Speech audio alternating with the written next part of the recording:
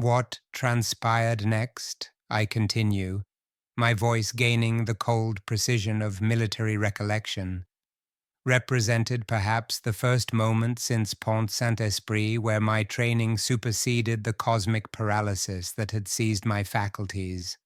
As I sat upon that metal stool, the January cold seeping through my soiled uniform, a fundamental realization crystallized within my consciousness with the violence of an artillery shell detonation. 10 years. A full decade had been excised from my existence as cleanly as a surgeon might remove a tumor. 1951 to 1961, years during which the world had continued its rotation, wars had been fought, alliances shifted, personnel changed. The emergency number I had provided, that carefully memorized sequence for agents requiring extraction, who could say if it even remained operational?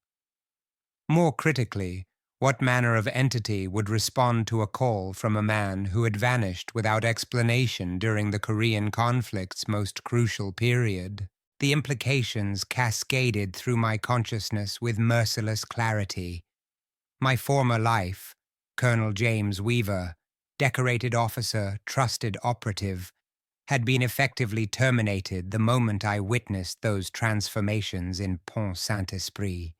To return to headquarters now, after a decade's absence with no rational explanation,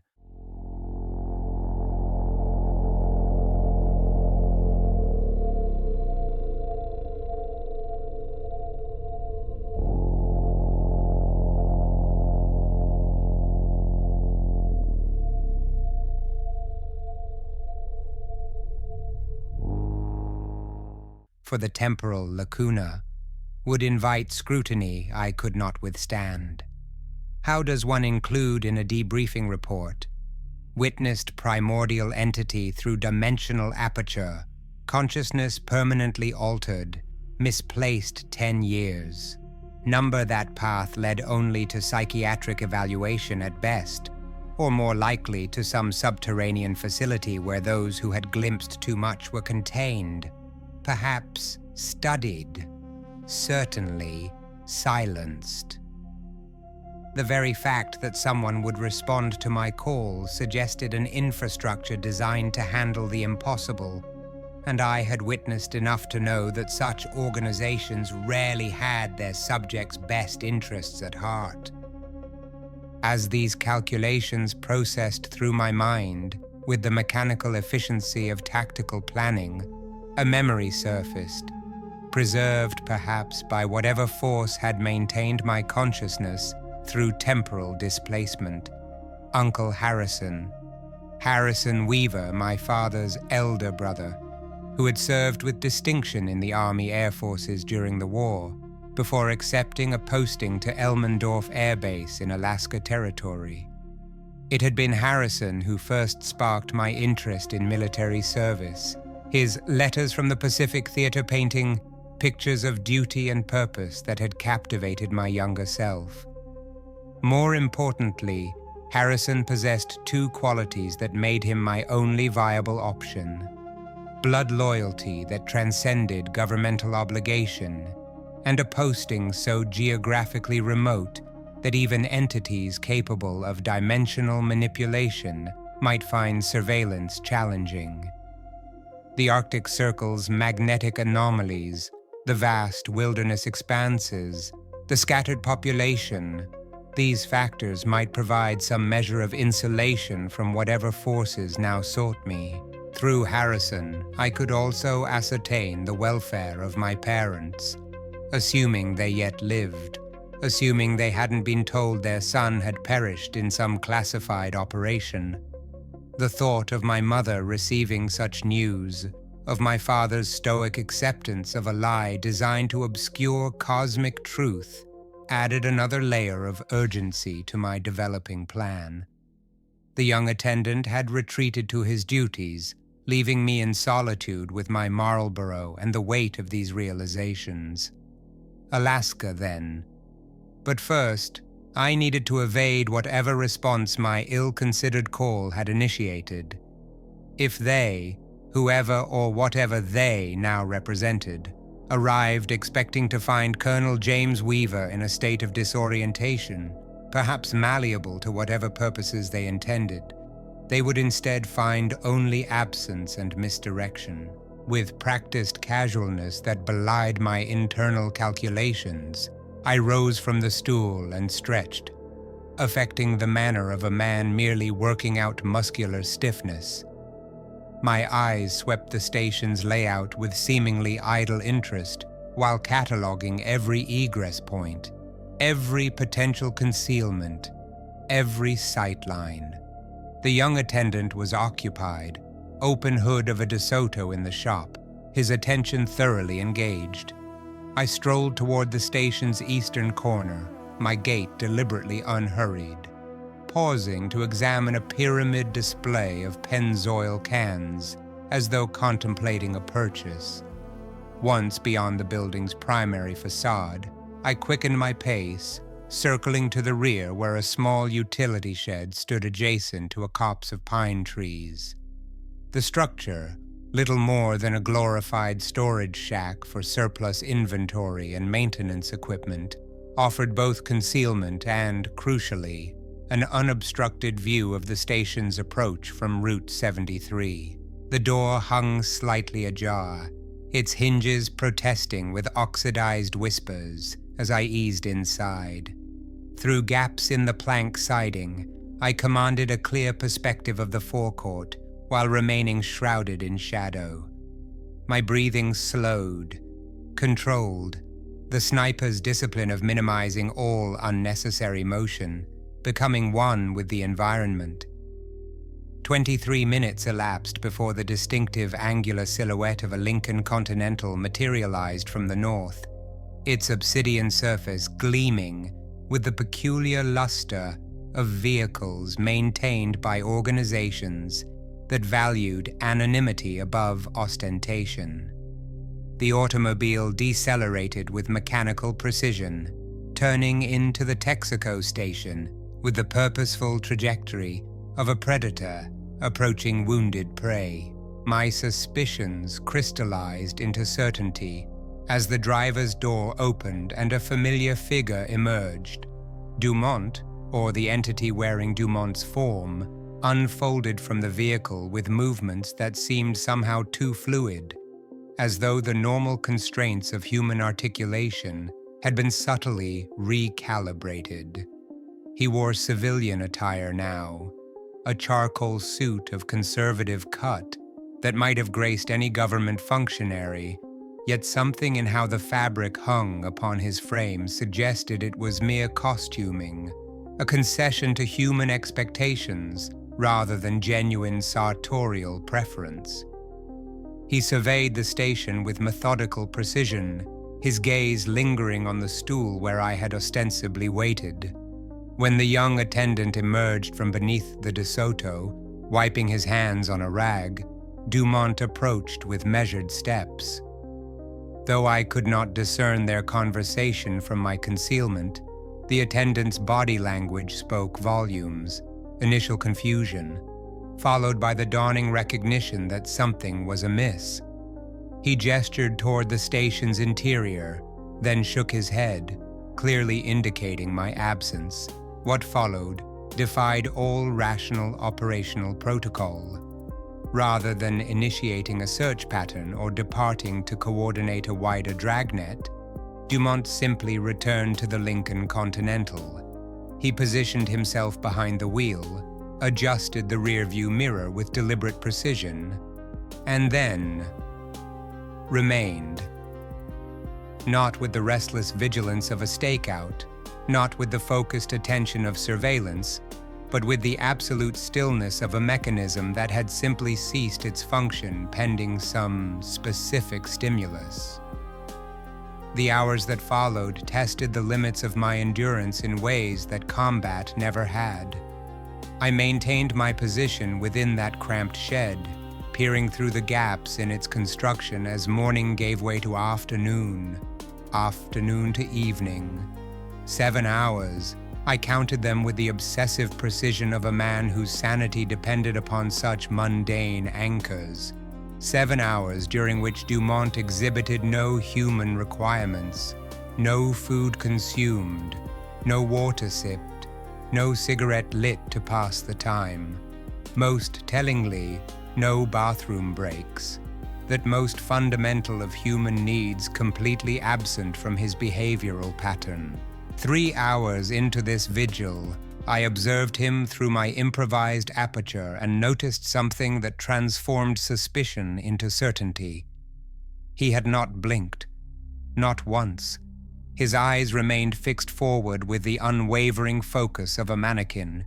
Yet I knew with absolute certainty that behind that motionless facade, something watched, not just the immediate environment, but dimensions of reality invisible to human perception. This revelation catalyzed my resolve. Whatever Dumont had become, or perhaps had always been, he operated according to parameters that transcended human limitation. Conventional evasion would prove futile against an entity capable of such inhuman patience. My only recourse lay in exploiting the one advantage remaining to me: the capacity for truly random, illogical action that might confound whatever predictive models governed his behavior. Alaska beckoned not merely as geographic destination, but as symbolic severance from everything my life had been.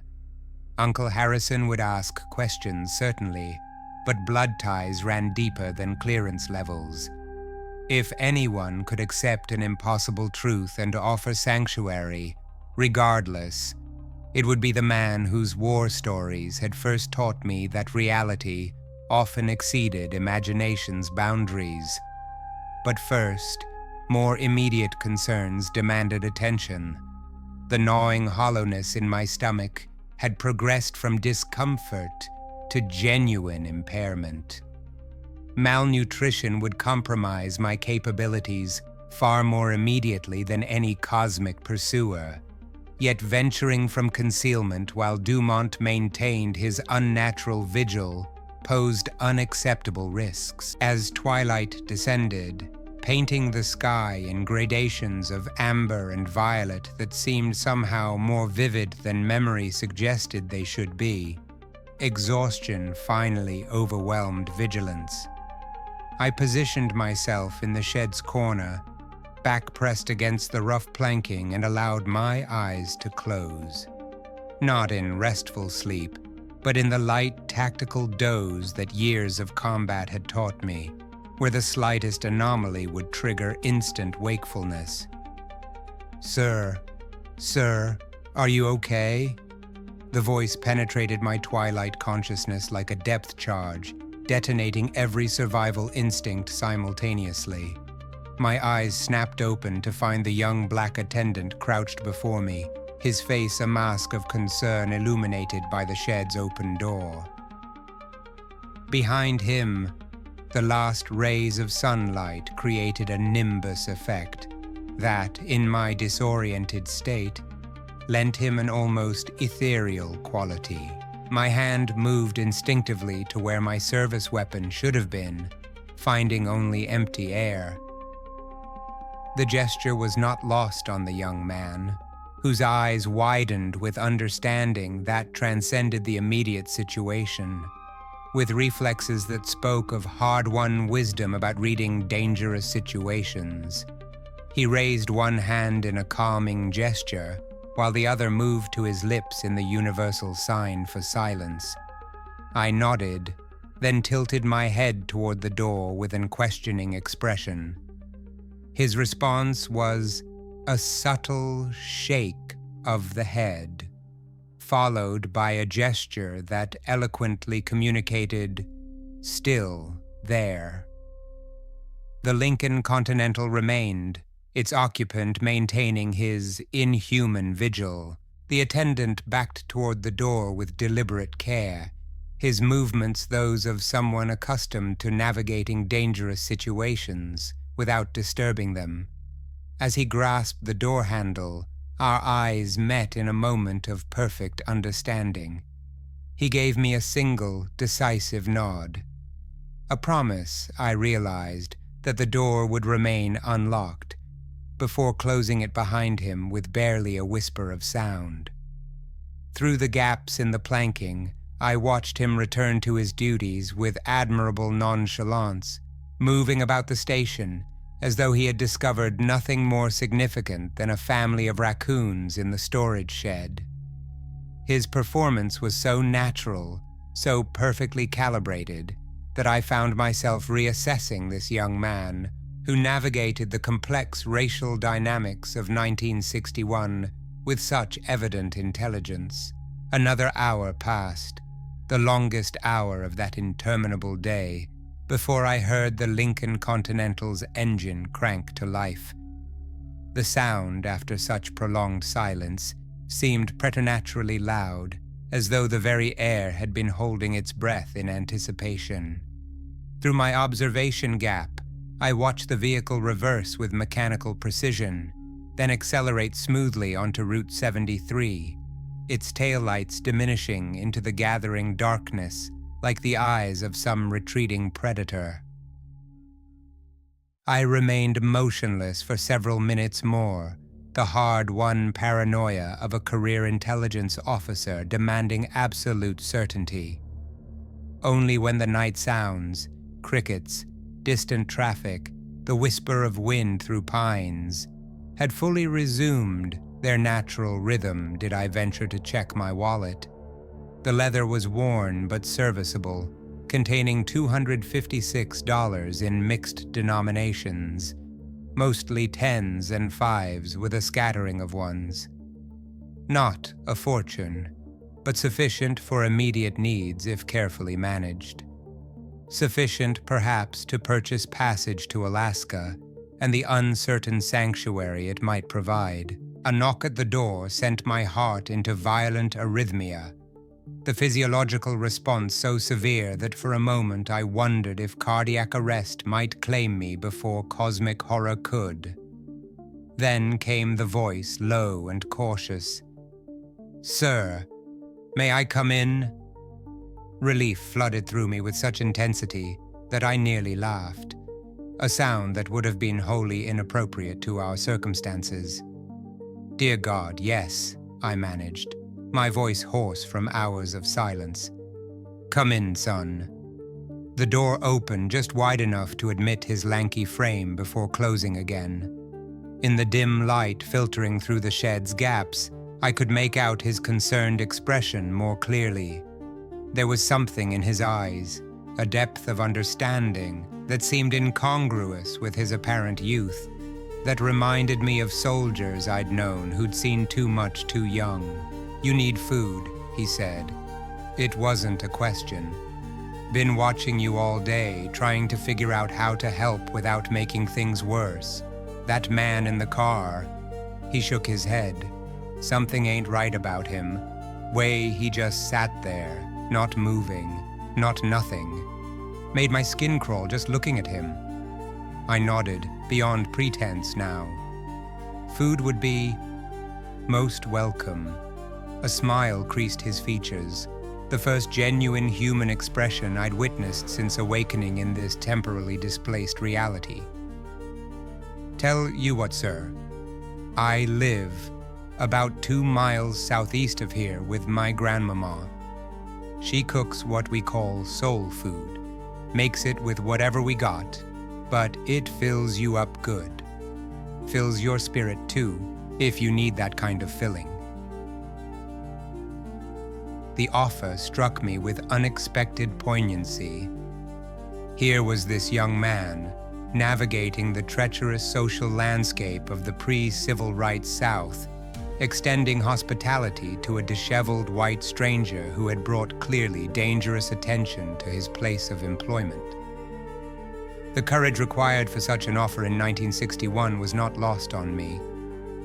"I would be profoundly grateful," I replied, then added with a ghost of my former military bearing, "though I wouldn't want to impose or cause any difficulty for your family." He waved off my concern with a gesture that somehow conveyed both dismissal and understanding. My grandmama always says the Lord sends people to our door for a reason. Besides, his expression grew more serious. Staying here any longer seems like it might invite the kind of trouble neither of us needs. The wisdom in his words was undeniable. I rose, muscles protesting after hours of cramped immobility, and followed him from the shed. We moved across the station's lot with studied casualness, 2 men ending a shift, nothing more. He paused to lock the station's main building, calling out a farewell to someone inside, maintaining the facade of normalcy with impressive composure. As we walked along the margin of Route 73, the young man maintaining a respectful distance that spoke to ingrained social protocols. He spoke in low, measured tones that wouldn't carry to passing vehicles. "Sir, your business is yours alone, and I ain't got nothing to do with it. But your eyes..." He paused, seeming to weigh his words carefully. "Your eyes tell a lot of story behind them. I hope whatever troubles you have, they be gone and leave you be. I can tell them troubles came to you. You didn't go looking for them." The perceptiveness of his observation, delivered with such simple eloquence, struck me with the force of revelation. This young man, whose name I realized I hadn't even asked, had perceived in a few hours what had taken me months to understand: that I was not the architect of my circumstances, but merely a vessel swept along by currents beyond human comprehension. Was this divine intervention? The thought, which would have seemed absurd to the pragmatic military officer I had been, now carried the weight of possibility. In a reality where cosmic entities could manipulate space and time, where human consciousness could be forever altered by contact with dimensions beyond our own, was the concept of guardian angels truly so far-fetched? The timing of his appearance, the intuitive understanding he displayed, the offer of sanctuary precisely when I needed it most, these seemed too precisely orchestrated to be mere coincidence. We turned off the main road onto a dirt track that wound through stands of pine and oak. The transition from highway to forest path seemed to demarcate more than mere geography. With each step away from civilization's thoroughfare, I felt some invisible pressure diminishing, as though we were moving beyond the range of malevolent observation. Soon, the path opened onto a small clearing where a cluster of modest wooden houses stood, their weathered facades speaking of decades of hard seasons endured with dignity. Warm light spilled from windows, and the air carried the mingled sense of wood smoke and cooking that triggered memories of a childhood I had thought lost to time's passage. My uniform drew glances from the few residents visible: an old man on a porch, children playing in a dusty yard. But rather than suspicion or hostility, their expressions conveyed something I had not expected: welcome. Genuine smiles creased weathered faces, and one child even waved, his gesture unself-conscious and pure. As we approached one particular house, distinguished from its neighbors only by the proliferation of flowering plants in carefully tended boxes beneath its windows, I felt something shift within me, a pressure I hadn't consciously recognized suddenly lifting like morning fog before sunshine. The sensation was so profound, so unexpected, that moisture gathered in eyes I had thought permanently desiccated by cosmic horror. I wiped the tears away quickly, embarrassed by this display of vulnerability. But, as I looked up, I witnessed a scene that rendered my embarrassment moot. An elderly black woman emerged onto the porch, her movements careful but purposeful, her face a map of years that had carved wisdom rather than bitterness into its contours. She embraced the young man with the natural affection of generational love, and I heard her voice, melodious despite its age, carry across the evening air. "Jeremiah, looks like you found someone today." Jeremiah, I finally had a name for my benefactor, looked back at me with that same understanding smile. "Yes, Meemaw," he replied, using the affectionate diminutive I recognized from my own southern upbringing. "I believe I did." Jeremiah's voice carried the formal precision of someone bridging two worlds. "Meemaw, this is Colonel Weaver." The old woman's gaze found mine. Not the superficial visual contact of social courtesy, but something deeper, as though her eyes were reading text written on the underside of my consciousness. I felt exposed, yet not violated.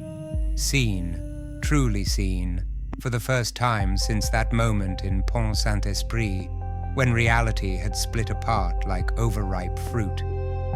"James," I said, the word emerging almost involuntarily. "It's just James." Her smile deepened, creating tributaries of wrinkles that seemed to map not just years, but understanding. When she spoke, her voice carried a resonance that bypassed my ears entirely, speaking directly to whatever remained intact within me. "James, come in. Whatever burdens you can only burden you if you choose to carry it so." The words should have sounded like platitude, the kind of folk wisdom dispensed by well-meaning elderly relatives. Instead, they struck with the precision of revealed truth. She wasn't offering to remove my burden. She was reminding me that I had agency in how I bore it. The house's interior defied conventional spatial logic. I counted 2 rooms extending down a narrow hallway, yet the space felt expansive in ways that had nothing to do with square footage. This wasn't the nauseating distortion I'd experienced in Pont-Saint-Esprit, where geometry folded in on itself like malignant origami. This was something else entirely, as though the walls had learned to breathe, expanding to accommodate not just bodies but souls. The air itself felt different here, denser, but not oppressive. It was thickness with substance, like swimming through liquid peace. Each breath seemed to carry more than oxygen, some essential nutrient I hadn't realized I'd been starving for. She placed a wooden bowl before me. Steam rose from the stew within, carrying an aroma that transcended mere food. The scent awakened hunger so profound it felt cellular, as though every atom of my being recognized this as more than sustenance, as restoration. A small loaf of bread appeared beside the bowl, its crust golden brown and still warm. My hands trembled as I reached for the spoon, not from weakness now, but from something approaching reverence. The first taste nearly undid me. Not because of culinary excellence, though the blend of vegetables, herbs, and what might have been rabbit was remarkable, but because I could taste the intention within it. This food had been prepared with love, that most powerful and dismissed of seasonings. We ate in silence, but it wasn't the awkward quiet of strangers. This was participatory silence, each of us engaged in the sacred act of receiving nourishment. Jeremiah's movements were deliberate, respectful. His grandmother ate with the measured pace of someone who understood that meals were ceremonies, not merely biological necessities. In that silence, something within me began to unknot. Not healing, not yet, but the first loosening of bonds I hadn't realized were strangling me.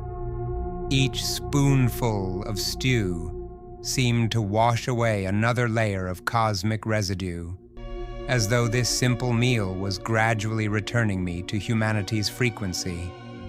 The spatial strangeness of the house continued to pulse at the edges of my perception. But I understood now that this wasn't distortion, it was accommodation.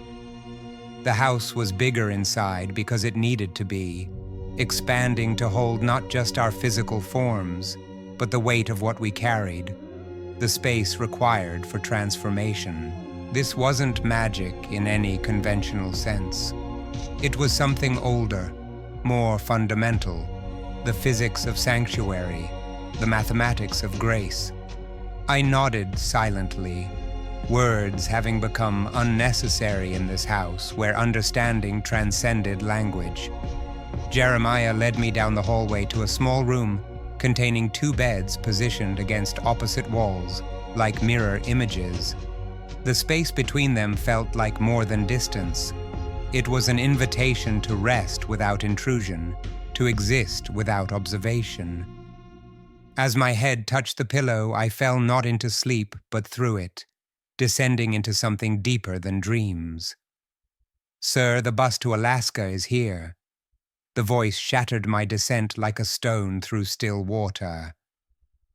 My eyes snapped open to fluorescent lighting, the antiseptic smell of industrial cleaning solution, the distant rumble of diesel engines. A porter in a Greyhound uniform stood before me, his expression patient but purposeful. I found myself slouched on a molded plastic chair, my body stiff with the particular ache of sleeping upright in public spaces. The Newark bus station materialized around me in all its transit-worn glory, scuffed linoleum, departure boards clicking through destinations, the constant flow of travelers pursuing their own trajectories.